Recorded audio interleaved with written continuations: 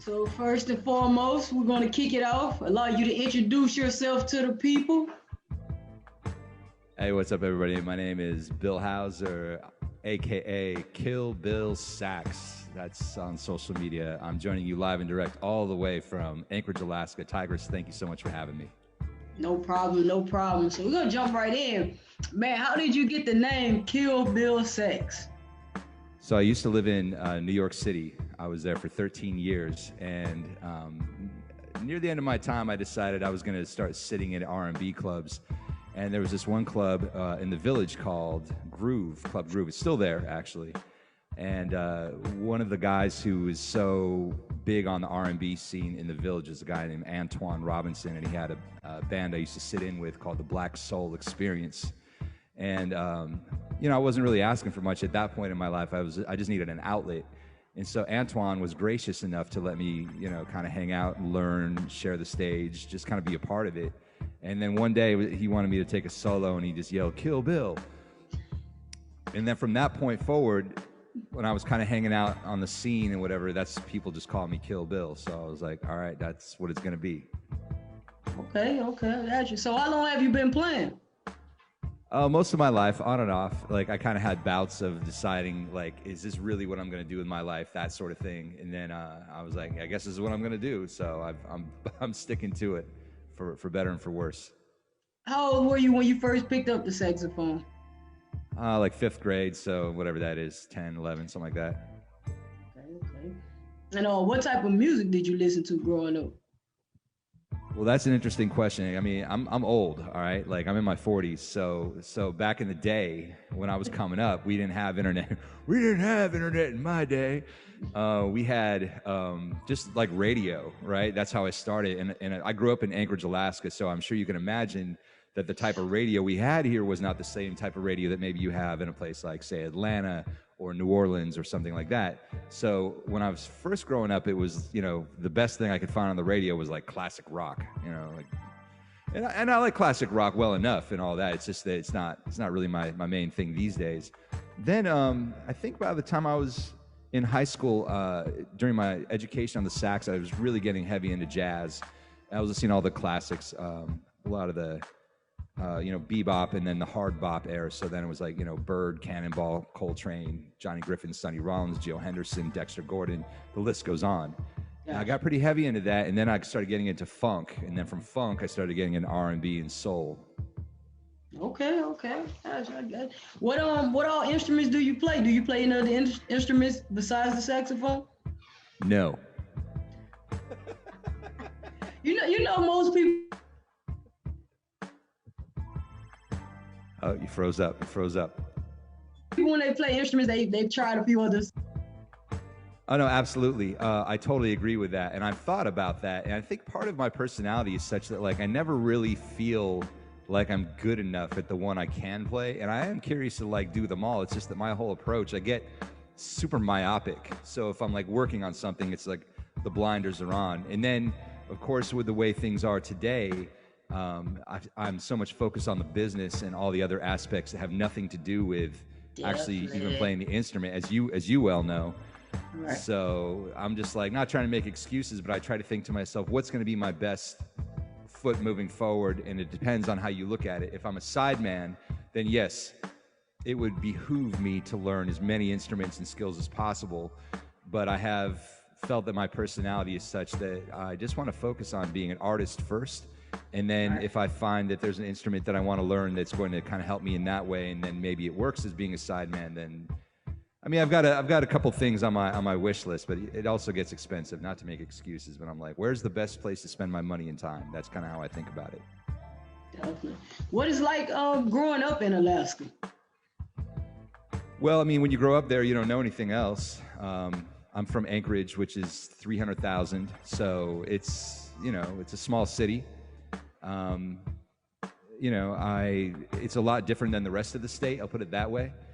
So I don't really know how to qualify it other than, when you grow up here, it's like that you're cut off from the rest of the U.S. except for on a flight. And so for us, flying is just a regular thing.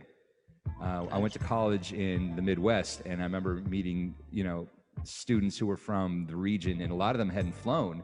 So that was a new thing to me. I was just like, because that's all we knew. But yeah, I mean, there's certain wrinkles that are different. Like, you know, we got moose that'll come into the yard, or they'll block traffic sometimes. You know, we got amazing scenery. The mountains are right in front of me here. And then, of course, the seasons are, you know, pretty extreme up here. We get so much daylight, and then, of course, so much darkness as well. Yeah, I remember when they taught us that at school growing up. I'm like, there's no way that's possible. But hey, yeah, I guess it is. It's a different world for sure. Where are you living exactly? I'm out of Louisiana, so. Okay, that's a different world from here for sure. Yeah, definitely. What I was about to ask you. Oh, so when speaking of, you know, the amount of daylight you have and the amount of nighttime you have, and coming to the States, you know, staying in the States, especially going to college and stuff like that, does that require a major adjustment, or do you get used to it pretty quickly? Well, I mean, the U.S. we call it the lower 48, and I think it depends on where you go. Everywhere is different than here, but some places are more similar than others. So, for instance, like let's say you go from here to, like, I don't know, Oregon or, you know, Montana or something. That's going to be more similar than going to a place like Louisiana or Chicago or New York City. So I think it's all an adjustment, and we know that going into it. So you kind of just adjust for wherever you end up. Right. Yeah, that's dope. That's pretty dope. What's the music scene like there? You know, I mean, right now it's dead with COVID, so I'm can't really speak on it at the moment. But I mean, traditionally, when I was growing up, it was. You know, we had a fledgling jazz scene, you know, that was mostly students, young high school students that were trying to learn. And, you know, then we had some mentors on the scene, but there's kind of a small, really super small niche for almost everything here. So, you know, when I was growing up, there was a lot of, you know, I was playing, you know, blues jams and that sort of thing. And that was kind of an influence on me. But I remember, you know, there was a lot of jam bands and, you know, metal bands and, you know, bluegrass and country and all that sort of thing. But now, you know, we got hip hop producers, we got R&B singers, we got, you know, rappers, and everybody's kind of able to self-produce these days a little bit more, which is a lot different than when I was growing up, when it was, you know, much more limited. So do a lot of artists come from like all the other states to Alaska to do shows and things like that? It costs a lot of money to get all the way up here. So once you start factoring in the cost, then you kind of work backwards from there. And especially, I've talked to different promoters up here, and they say it's very dicey trying to put on a show, because basically they're riverboat gamblers. You know, they're playing with their own money in hopes that, you know, they're going to be able to bank on, you know, making sure an audience is going to show up. Right. And of course, these days that's not happening, but it just depends on, you know, they depends on who the audience is, depends on the time of the year.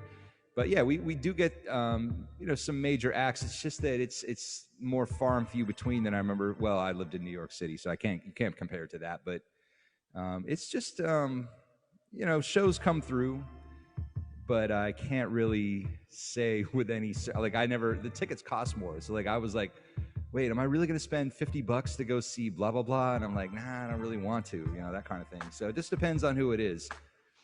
Yeah, because I've never seen a flyer, especially a hip hop flyer that says, you know, show in such and such Alaska. Like, not to my knowledge, I've never seen it. I mean, so yeah, I mean, I guess some hip hop acts have come up here for sure. Actually, I was just listening to Hobson this morning. I remember he was here about a year ago or something like that. And, you know, and then we've had some, like, you know, bigger name commercial acts, but for the most part, hip hop is not, I wouldn't say that's like the main thing that comes up there. If they do come up, they'd have to be probably a legacy act at this point, because maybe they're willing to take a little bit less money to play, you know, a place that's more off the beaten path, like up here. Okay. Gotcha. So what would you say is like the most popular genre of music out there? Well, it's a big state, you know, like I only really know my own little bubble of Anchorage. Gotcha. And I mean, I would have to answer that based upon what I have heard from promoters. So they look at it from a financial standpoint, and it seems like the most bankable thing that I've heard is like country. Okay. Um, Okay. uh, Probably that, and like we still get like hair bands up here. I remember I had just moved back to Anchorage in 2015, where I am now, and like Motley Crue in 2015, the hair metal band from the 80s, they sold out so quick they had to do a second show, and I was like, wow. There's only so many people who live up here, and they sold out Motley Crue like in no time. So I was like, okay, Oh. we got country, we got like glam bands, and then there's probably like, you know, some legacy act that had a big name or something like that back in the day. They'll probably do well too, but definitely I wouldn't say that this is like a bastion for like urban music. Gotcha. Gotcha. So, speaking of COVID, like how has COVID affected life out there, especially in your city that you know? Yeah, I mean, as far as Anchorage goes, yeah, I mean, it's the same here as it is everywhere else. I think a lot of small businesses are suffering. There's a lot of in division, you know, like we've been seeing for the last X amount of years. You know, especially Alaska's a libertarian state, so people here don't like being told what to do, especially if it's coming from the feds. I myself, I'm a pretty progressive liberal guy, so obviously I'm kind of a square peg in a round hole up here. But I think it's been a challenge for a lot of people, and Alaskans. I guess the difference for us is that we deal with isolation on a regular basis. I mean, our winters are so long and so dark, and that's the loneliness and isolation that we face on a regular basis. People are used to being able to go out to bars and socialize. They really, really need that social outlet up here. And a lot of that, some people are still, getting together, or maybe some restaurants, they're open, they're closed. But I think another major difference too is that like the only thing that this place is really about is the outdoors, and that's year round. So Right. if you don't like the outdoors, you're pretty much screwed. I'm not an outdoorsy guy, but I recognize that if I wanted to, get a fat tire bike or go, get some skis, I'm not spending my money on those things. But if I wanted to, there's trails everywhere, and that would at least give you an outlet for exercise, and you're not around people. So that is a major advantage. Gotcha. Where all have you performed, like throughout your career? That's an interesting question. I went to college in Indiana, and I went to Indiana University. And at the time, there was it's it's going stronger than ever. It's called the Indiana University IU Soul Review. And, that was my introduction to playing with, like, in a soul ensemble, doing, Earth, Wind, and Fire. We were doing D'Angelo, or back in the day, because I'm old, right? But we would tour and play, like, I've been to the Indianapolis Women's Prison like 3 times. I played in Gary. We played at like some different places, and then after that, I moved to Atlanta, and I was just sitting in, at sessions in Atlanta, and I ended up getting picked up to go on tour of the Universe Soul Circus, which was traveling black circus. So I was like 24 when I did that, and none of those guys knew who I was. They didn't necessarily want me there, but that was my first introduction into just being a part of something like that, where we toured the nation, and that was a major eye-opener for me, because you're playing, black cities, so for instance, the Soul Circus is not going to Seattle or Portland, but it is going to, Baltimore, DC, and Philly, Brooklyn, the Bronx, Miami, Atlanta, Charlotte, Richmond, so that was my first taste of just being on the road, and it was what it was. It was an interesting. I'm really glad I had the experience. I would not want to do it again, but it was life-changing, and I'm really thankful for it. And then after that, I basically moved to New York City, and I just stopped playing for 10 years because I wanted to try other things. And then I started playing again. So I was kind of starting from square one. sitting in at clubs in New York, R&B clubs, just where I felt comfortable trying to do what I do. And then I moved back to Anchorage in 2015. This is not a very interesting story, by the way, but um, when I got back to Anchorage, I had the opportunity to like open for some big legacy acts, because big fish, small pond. There's nobody else to do it. They're like, let's call Bill. I'm like, cool. So the fact that I got to open for people like Albie Shore and Keith Washington and Gerald Albright and Regina Bell, Peter White, Josh Vietti, I was like, wow, this is like almost like touring without touring, in that I get to meet these amazing artists, and if I'm lucky, maybe I get to like meet somebody backstage, that kind of thing. But then I guess there was a couple times I got flown out of state to do a couple gigs in Tacoma. So we'll see if that gets to happen again or what, but I'm looking forward to trying to expand, basically. Oh yeah, definitely. I've checked out your work, and I know once this COVID stuff is over with, you will definitely be back on the road playing in no time. We'll see what happens. Yeah, it's definitely going to happen. Speaking of you taking that 10-year gap and figuring out other things, what are some other things you like to do outside of music? It's interesting, because when I lived in New York, I felt like all I was doing was treading water. So all you're thinking about is like hand to mouth. How can I get more money? How can I survive? So I was pretty much occupied with that. Excuse me. But I think, now that my life is, slower and it's different out here, obviously, I'm older, as I said. So like now it's just the little things. Like now with COVID, I just go on walks just to kind of clear my head. But before COVID, just hang out with friends every now and again, listen to music, just relax, lounge.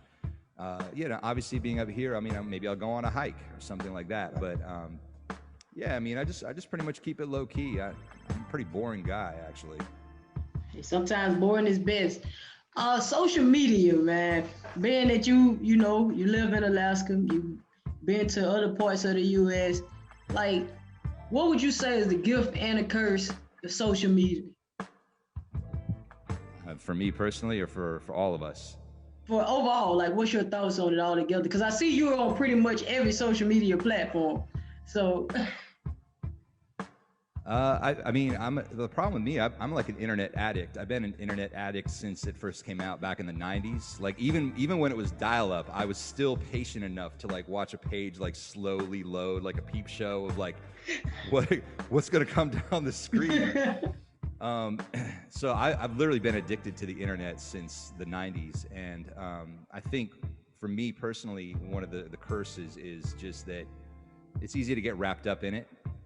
And I think for me at the time, the immediate access to any information that you could find anywhere on your own, where you're in the driver's seat, was very alluring to me. And now in today's world, of course, everything is, it's really easy to find your tribe now on the internet, because people can kind of separate and find wherever they fit in. Right. But I think that it's also taken away that personal face-to-face, where now, there's all kinds of division in the country. People talk all kinds of trash to one another, and then you wonder, of course, if they would do that in person, if they were given the chance. So, and then, of course, we got the whole thing with, we don't know, there's so much information, we don't know what's real and what isn't. That's obviously been the theme of the Trump presidency, et cetera, and probably before that, actually, to be fair about it. So I think it's probably, if I was going to summarize, just say it's so much, so quick, too much. Like, you know what I mean? Right. It's crazy you brought those things up, because what that is leading you right into the next subject, which is, of course, the elephant in the room. What's your take on everything that's going on in this country with all the racial tension, and is it pretty much the same type of tension in Anchorage? Okay, so that's a two-parter. Yes. Well, my take on racial tension in the country is it's always been this way. I mean, there ain't nothing new.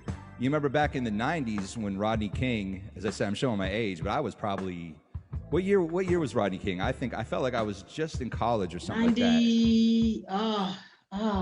Don't make me lie. I don't want to say the wrong date. You can definitely look it up though. Anyway, I was in my 20s at the time, and I remember that that was a major event. It captured the attention of the nation, and everybody was shocked because all of a sudden, mainstream and middle America, et cetera, people were seeing, white America in particular, let me be clear, was seeing brutality firsthand. And I think it was this is before obviously we had video on phones, so this was a new thing for people. And it was shocking apparently, but it ain't nothing new, because now we see it all the time. Mainstream white, majority America is now, being forced, whether they want to see it or not, on a regular basis. And this is nothing new. It's been going on since white people first came to America, basically, and started, screwing over the Native Americans and bringing disease and the Trail of Tears. I mean, you could go on and on. I think America is essentially is founded on racism. It's hardwired into the system. I did a little research on you. I saw that social justice issues is a thing that you hold near and dear to your heart, and I think that it needs to be front and center. And I think one of the challenges for me, is I'm a progressive guy. Brooklyn was where I was living, and to come back to Alaska and be where there's libertarians, and people here are very much like, not everybody, but a lot of people are like, well, there shouldn't be any dissemination between black and white. Why are you raising these issues? Everybody should be treated fairly. And I said, oh yeah, everybody should be treated fairly, but that's not obviously the reality. Well, I don't want to hear about it, because let me just be firsthand who I'm going to be, and I'll treat people firsthand fairly. Okay, fair enough. But you know what I'm saying? This has been going on a long time. It makes people uncomfortable. It doesn't make me uncomfortable, but it makes a lot of people uncomfortable. Let me back that up. It makes me uncomfortable every time I have to see it, but I'm not surprised or shocked. So I think it's very unfortunate that there's so much kicking and screaming going on by so many Americans that they don't want to, they prefer it to stay out of sight, out of mind, the way it used to be, conveniently for them. So as far as it goes up here, part two, I don't know if I'm really qualified to answer that, because you might, I'm a white guy, right? So you might be better asking somebody who is not white, and ask them what their experiences are. So not to dodge the question, but my general take, if I had to say, racism is everywhere. It's still here.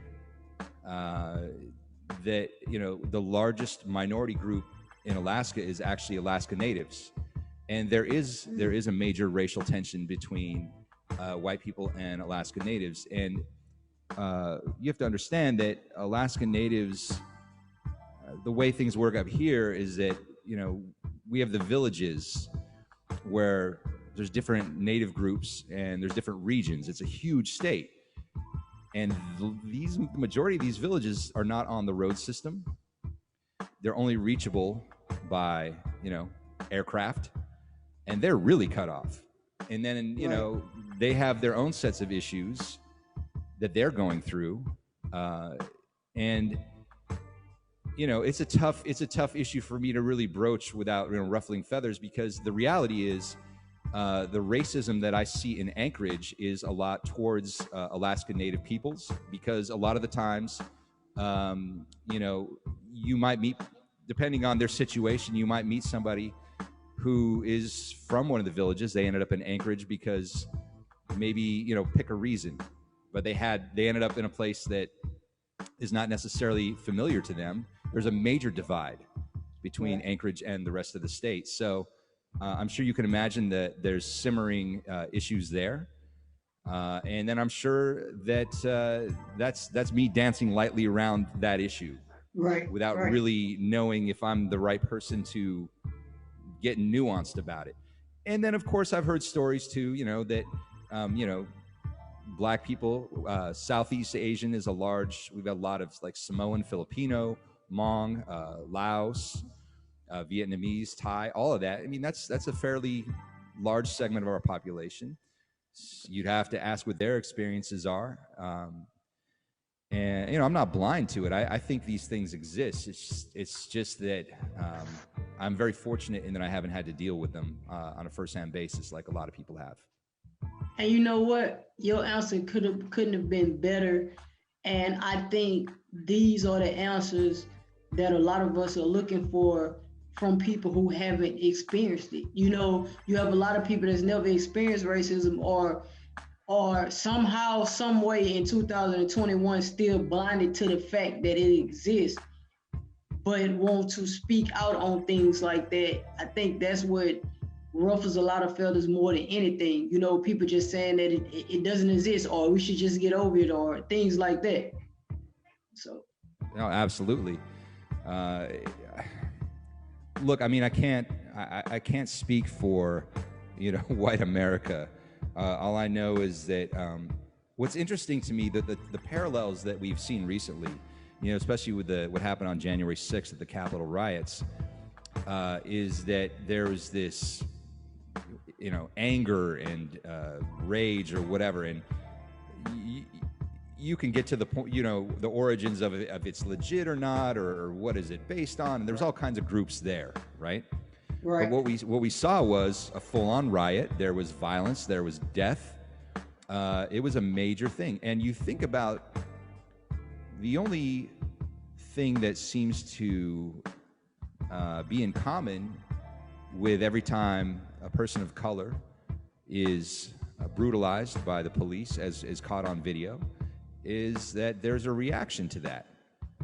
And so obviously there's been the double standard that we've seen in the media where, if they had just done whatever, then they wouldn't have been in this position. Well, no, it's not really that simple. That's not the reality. And I'm sure there are police that pull people over and, everything's fine. It's just that with news, we always hear about the worst. So again, with social media and the media in general, we're always going to get whatever's going to grab the most headlines. And I think it's important that we have perspective and we realize that not everything is that way, but we also need to do a much, much, much better job of addressing the brutality that does happen. I think that if anybody feels displaced, if anybody has gone through a sort of systemic oppression, which I think, obviously Black people have, and, other, I hate saying the word minority, but other people of color in this country, non-white peoples, have suffered. We never really hear enough about Native Americans and what they've gone through. It always gets kind of second billing, and it shouldn't. We talk about, what about, Asian peoples or Latino or wherever that, but again, Black people are front and center with the ones that were brought over on the slave ships, and that was kind of how the country was built, was on their blood and on their backs. And that's not to take anything away from any of the other brutality that other people of color have systemically faced throughout their existence. So I don't know. I'm kind of dancing around it, but I think that because it's definitely a deep conversation that that honestly can go on forever. Sure. And the crazy part about it, you spoke on my movement, my activism. One last thing I want to ask you about, and we spoke on systematic racism, things like that. Like what are you all's incarceration rate like in the state? Have you looked into any of that as far as Alaska? I don't know what the incarceration rate is. That is a good question, and I was unprepared for that. So I apologize for some that. homework. Now I'm giving you some homework. Yeah, no, I think that is it's a very important question. Obviously, I'm well aware of the disproportionate rate at which Black men in particular are targeted by the justice system, which is for profit in prisons. Which obviously the privatization of prisons is, I'm like, that's America. It ain't right, but that's what America's been. It makes no sense to me. How is it up here? I don't know. I don't even look into the stats on that. The last news I got on the prison systems here was that COVID is just running rampant. Wow. So last but not least, because I know you're ready to give us a show. Last but not least, when you leave this earth, what do you want your legacy to be?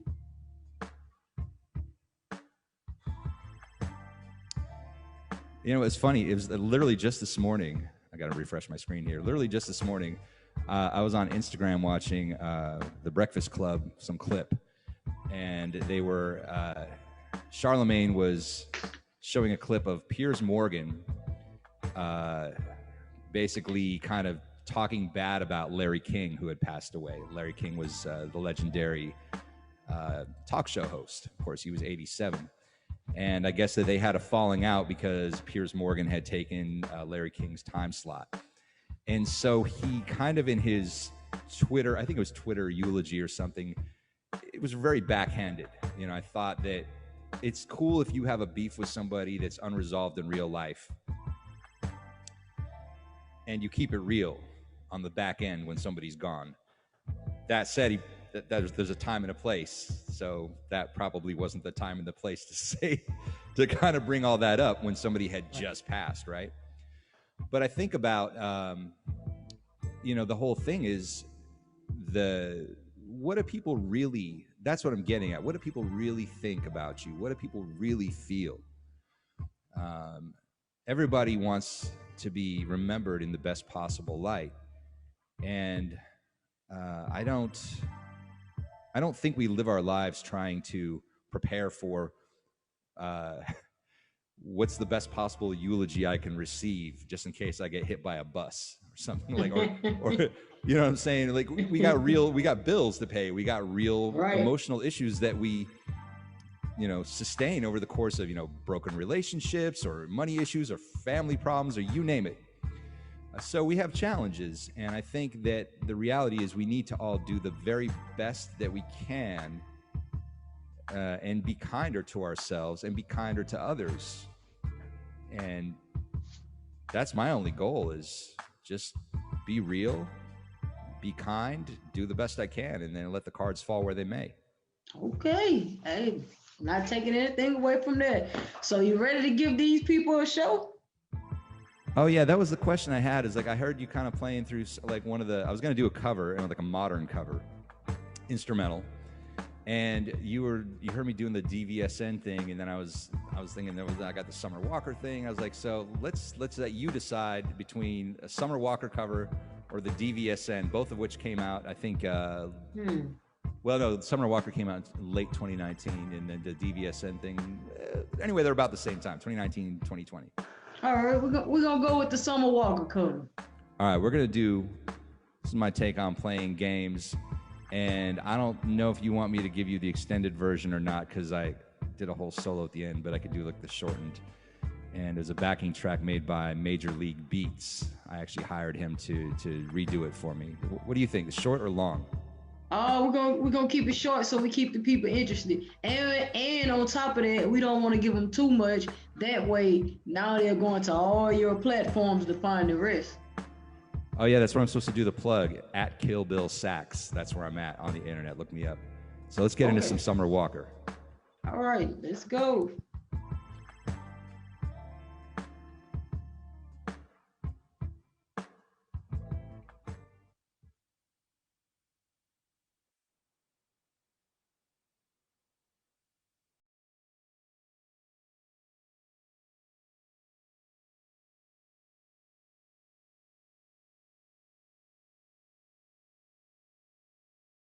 All right, thank you so much, Tigress. I appreciate you so much having me on. This was really a great time. Wonderful interview, great questions. No problem at all. We'll definitely stay in contact, and I appreciate you. I appreciate you. Thank you so much for your time. All right, no problem. You take it easy. All right, you too. Take care.